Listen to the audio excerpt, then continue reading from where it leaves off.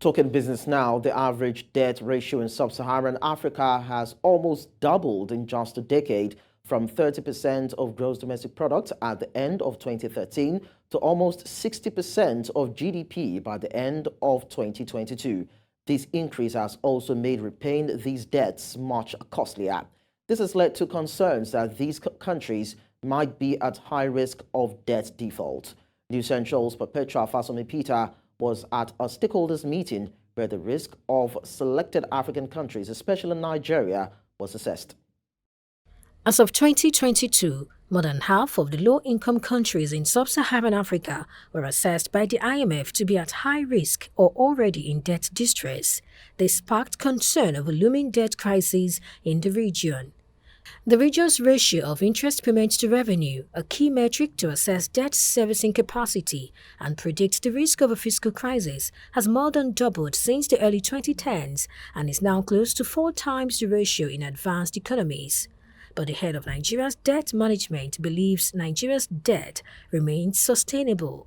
Let me say, one of the things you see is that we don't have the maturities bunched up. They're spread out over a number of years, and the highest amount in any 1 year is $1.5 billion. So when I hear the Nigerian government talking about this debt loan can repay, I'm like, all of it is not due in 1 day or in 1 year. It is spread out.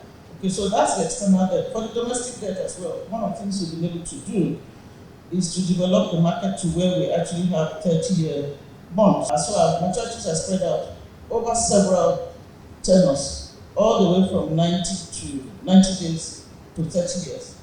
And 70% of that portfolio is made up of long term.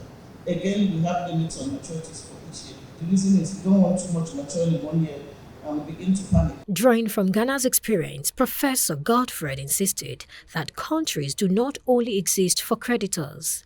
You can say that Nigeria is able to pay their debt, will be able to pay their debt. But Nigeria exists for more than just creditors. So in the case of Ghana, after satisfying interest payment, and we couldn't even have enough to pay workers.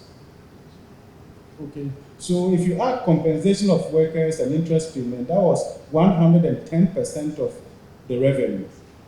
If Ghana were to be a business, that would have been a Ponzi scheme, right? Responding to more questions, Parts clarified that Nigeria's budget deficits were not the problem, but Nigeria's poor revenue generation. So why do we have these huge deficits in the budget? You can say, spend what you have now, reduce your expenditure.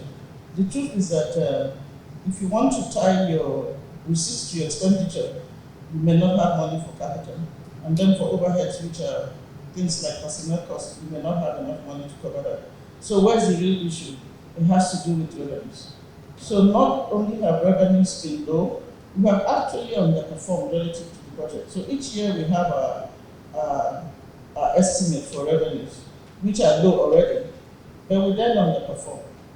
So what does that happen? We don't borrow more than is approved in the budget, but what then happens? Your debt service is growing because you are doing all the borrowing. While the call for revenue generation stood out as a panacea for a debt crisis, Professor Godfred's quote, "Nigeria exists for more than creditors," brought another dynamic into the debt sustainability conversation. Perpetua Fasanmi-Peter reporting for News Central.